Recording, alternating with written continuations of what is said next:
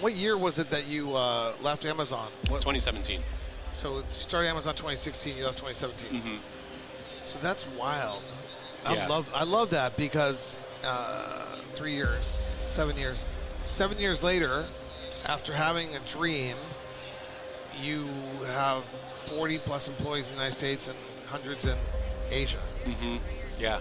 That's it's pretty really cool. Yeah, like having a dream and seeing it come to life, and people come up to us now and thankful for opportunities like this. Like, oh, I saw your podcast. I learned so much. And we're all about sharing knowledge. So people come up and they just say how much they appreciate what we've done for the industry, and it's really great. Well, you are my favorite part of cannabis. These entrepreneurs, these startups, these dreams and hopes coming to fruition. I'm a big free market guy. I rail against licensing caps all day long. Yeah. Because there's no licensing caps and cones. Anyone can go start this and do this, but the fact is, you had more skill, you had more focus, you had more energy, you had more effort, you had more commitment, you had more knowledge, and you just did it. Mm-hmm. But the government didn't get in your way. Yeah.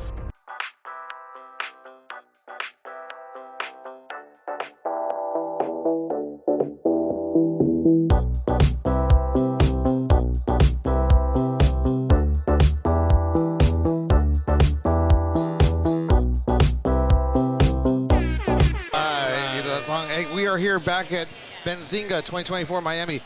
What a conference, what a place to be. The movers, the shakers, the thinkers. I just got off the chair, was sitting right here, the CEO of Ianthus, which was an amazing company. You know Ianthus. It's a fantastic company. And now I am pleased to have my old friend Harrison. We're going to catch up. I haven't seen you at the show yet. Have we talked in the show yet? No, we haven't talked. No, not yet. Yeah, last time I saw you was MJ Biz, and then the last Benzinga before that. Yeah, it's been a while. How are you doing? Good, everything's great. The rural industry is still growing really fast. A lot of new product innovation coming from our team, so cool stuff. Benzinga, how's this been for you for the last 2 days? It's been good. Yeah, we really want to grow into Florida. I mean, the legislation's holding it back with the medical, but pretty confident this year that recreational might pass, so really excited. This is my home state as well. And reintroduce yourself to the audience. Yeah, so I'm Harrison Bard from CustomConesUSA.com. We are the leading and most trusted ancillary supplier for the pre-roll space. So we have the widest variety of all the paper products, hemp wraps, blunt cones, different types of filter tips, customization options. But then what really sets us apart is our expertise in the manufacturing process. So we have all the machines that you would need to start from grinders to sifters to pre-roll filling machines for mom and pop businesses, and then we can help you scale all the way up to MSOs and LPs. So how have things been going since I saw you at MJ BizCon? Everything's good. Yeah, pre-roll sector is really strong. Last year it was the fastest growing segment in the whole entire industry, both in the US and in Canada. It's 12% year-over-year growth in the US, 38% year-over-year growth in Canada, and we're seeing that trend continue. You guys are lucky because you don't need to have a license to do what you do. Mm-hmm. You're like a pick or a shovel. Yes, or the cones and tubes. Or more like, as I like to say, bulldozers and backhoes. Mm-hmm. Those are the cannabis. People always say you want to be a pick or a shovel. Yeah. Well, in modern times, you want to be a bulldozer or a backhoe because we do things at scale now in this modern world. Mm-hmm. But yeah, luckily we're able to ship to all the states, Canada. We do a lot of international business as well, pretty much anywhere where cannabis or hemp is starting to percolate around. We're shipping there too. You guys have a booth here? Mm-hmm. Yep. Right down there. I haven't left this perch mostly for the last 2 days. Yeah, you're a busy guy. So I get to meet a lot of people on this show and some fascinating stuff. My God, the people. And I'm sure MPX uses your cones. Mm-hmm. I don't know if they do. Do you know if they do? I'm not sure. Yeah, I don't know everyone. You guys have a lot of clients. Yeah. So who are your clients? We don't like to name names. But like what? Like brands, cultivators, flower, retail, they're all across the board? Yeah, so it depends on the state. So pretty much the company or like the business that's actually manufacturing the pre-rolls. So sometimes it's the co-packer and they're manufacturing on behalf of dozens of brands. If it's a vertically integrated state, it's a dispensary that has a farm and an operation, somewhere else. And then if the state's not vertically integrated, it's a producer processor whose just sole responsibility is making products. And how did you get into this? Kind of a long story. Originally, the main business concept was to make a blunt wrap made out of cannabis. So like instead of a brown tobacco paper, a green cannabis paper. So we studied chemistry, studied paper science, invented this green cannabinoid potent blunt wrap. And then we were pitching it to different dispensaries and producer processors, and they're like, this is really cool, but it needs to be in a cone shape. That's how I make all my pre-rolls. So figure out how to get it into a cone. So then we went down a big rabbit hole. Okay, we need a cone rolling machine that we could just put our paper in, turn it into a cone. Turns out at that time there was no such thing. And then we got involved in pre-roll cones and started with just custom branded pre-roll cones, hence the name Custom Cones USA. Right. And then since then we've evolved to have the widest variety of cones, the largest stock options of different paper types, sizes, design options on there, and then the machines and the packaging as well. And how come you didn't bring us any Mita cones? We'll make them. I'm just saying, They're good for little events. You can put website, logo, all your branding on it, Right. hand them out, and then Mita logo right on the filter tip. You do papers too. Yeah, we right? do papers too, yeah, and you could customize on the filter tip, have a built-in rolling tray, so a lot of cool things you could do. Yes, we need to do that. Where did you come from? How did you get into this? Just by loving cannabis. What were you doing? Oh, you just love cannabis, and then you... Yeah, so I grew up in Florida, went to school in North Carolina, and then I knew I wanted to be in the cannabis industry, so when choosing when choosing the state for my first kid job. knows what he wants to do when he grows up. Yeah, I remember. I'm still trying to figure that out. You're still a kid, you got time. Yeah, I know. I do feel as if I have time. I'm looking to start my second, third, fourth career. Yeah. Done a lot of things, but go ahead, sorry. But yeah, no, I just wanted to get involved in cannabis. So when I graduated college, I narrowed it down to Washington, California, or Colorado. Because those are the main recreational states besides Oregon, but didn't want to move there. Right. So I took a job at Amazon in e-commerce, just doing sales, operations, supply chain for large brands selling onto Amazon. I was specifically in the power tools category. And every day, me and my co-founder would talk about, let's quit, this place sucks. As hard as we were working there, we knew we could start our own business. And then the original idea was that cannabis-infused paper. And so we took the leap, quit on our pretty much 1-year anniversary, and then got to work on that.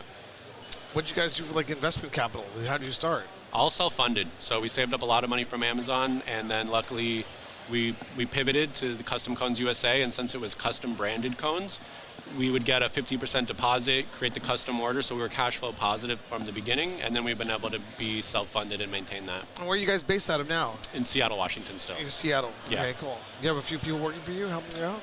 Yeah, we're over 40 people now. We're getting close. Oh, wow. Yeah, big that's team. So wild. Yeah, this that's is my just in the favorite. U.S. Sorry, go ahead. Oh, how many people do you have internationally? Our factory's in Indonesia, and we have hundreds of employees there. Well, when are we going? I want to go take a tour. Yeah, it's nice beaches over there, tropical vibe. Do you get over there a lot? We go at least once a year or once every other year.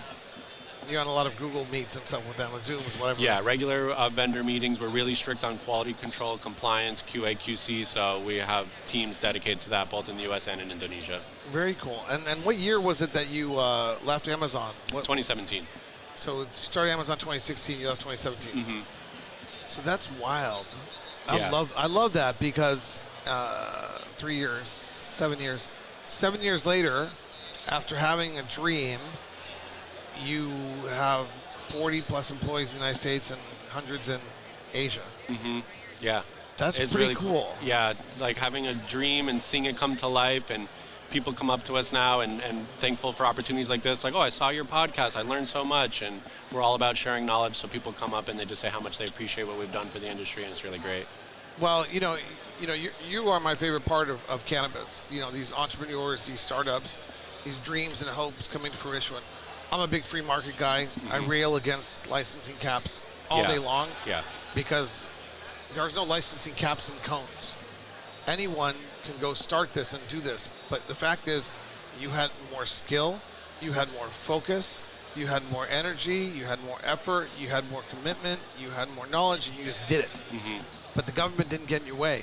Yeah. There wasn't a barrier to entry that said, hey, you know what? You can't do this. And that's why licensing caps suck.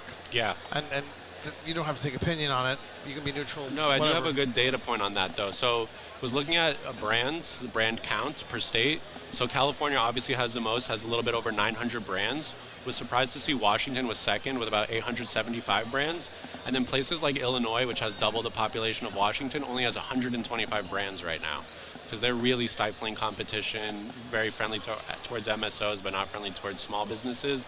And that leads to less quality products, less variety of products, higher price points, and is really like hindering and capping the market unfairly and unnaturally. Unnaturally. Mm-hmm. And then that's what it is. And people are like worried about whether or not companies are going to survive. Imagine if, was anybody worried about whether your company was going to survive? No one cared about us. No, you just went out and did it. Yeah. And if you failed, you failed.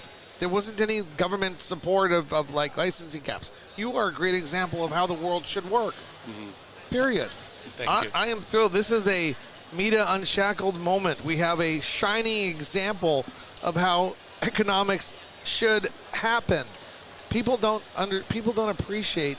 It's not that they don't appreciate. Some people get tired of my spiel, my shtick, which is basically like, free market economics. We need opportunity. We need hopes. We need dreams. We need government to get out of the way. We don't need social equity licensing. Maybe social equity grants and taxes being allocated to social equity, but we need barriers to entry, licenses, unrestricted free market. That's what we need as human beings, as patients, as consumers, and everything will work out fine. And guess what? Look at you. You're just fine. Yeah, and eventually the people do have their way. So like states like Illinois, like those MSOs are struggling, and more brands will eventually be allowed. More social equity licenses are being applied or granted now, and other licenses in general. But they're just like, they delay it, and it's not good for the customer. They're paying more for a lower quality product. But eventually, luckily in the U.S., eventually the people do win out, and there is the will of the people. I like you. I really do, because you just say it effortlessly, and people trust you. I always feel like people are like, he's too emotional. We're saying the same thing. I just get a little emotional about it. Well, You're fired up. I get fired up about it, and I didn't used to, except for I've had 12 years understanding the cannabis industry and learning and understanding what 50, 60 years of government prohibition, mismanagement, bad ideas can do to a plant, to a community, to healthcare options that people deserve.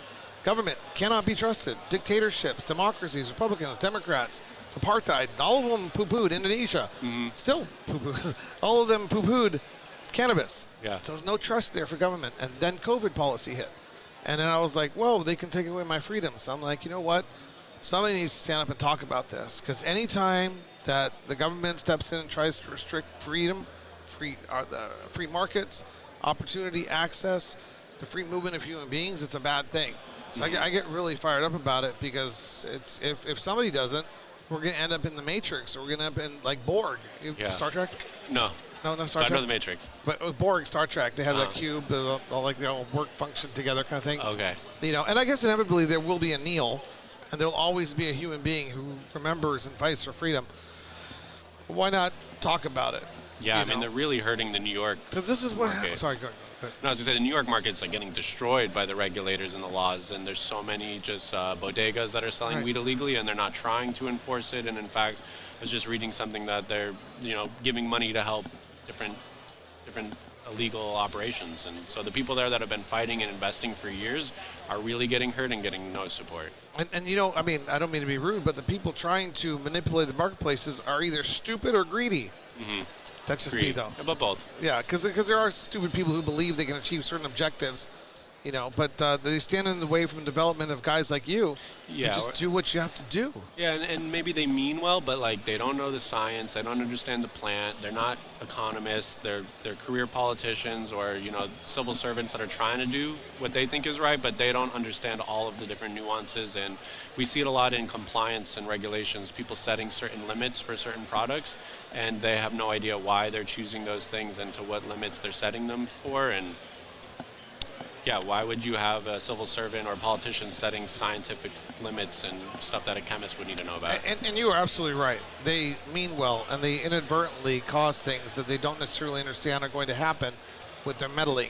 And they do mean well, but it doesn't stop me from calling them stupid. But then they get hijacked by the big companies, by lobbyists who are like, oh, we could use this to our advantage because it's so hard for a small business to follow these things, but we could throw the money at it and we could do it.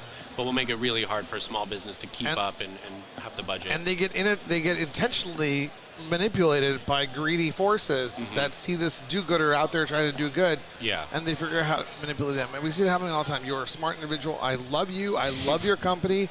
And we're going to help your product. And I want you to grow and succeed. And the more you succeed, the more I think that you will have resources to commit to the fight for freedom, because you know that it helped get you where you are now and where you're going. Yeah. No, a big part of what we do is helping small businesses. We're all about putting out education and teaching people how to manufacture and scale responsibly. A lot of other companies will try to sell you the biggest, shiniest machine that you don't really need yet.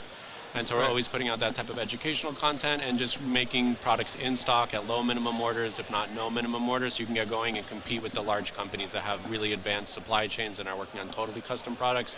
We make that super accessible for small businesses. That's fantastic. And how, you know what, when I run for Emperor of All Man, or they appoint me Emperor of All Man, you know what I stand for. You know, I'm going to fight for, so you support me on that, okay? All right. All right, good. And how do people find you? I'm on LinkedIn, Harrison Bard, B-A-R-D. Our website is customconesusa.com. We're coming out with a new white paper in collaboration with Headset, which is going to be really awesome. A lot of information there. So subscribe to our newsletter to stay up to date, or just check out our blog. And then, yeah, we're always putting out new blogs and videos. So also subscribe to our YouTube channel, Custom Cones USA. Don't miss Benzinga. This is the place to be. We'll see you here next time. Another episode of Meet on Shackle. Thank you so much. Thank you.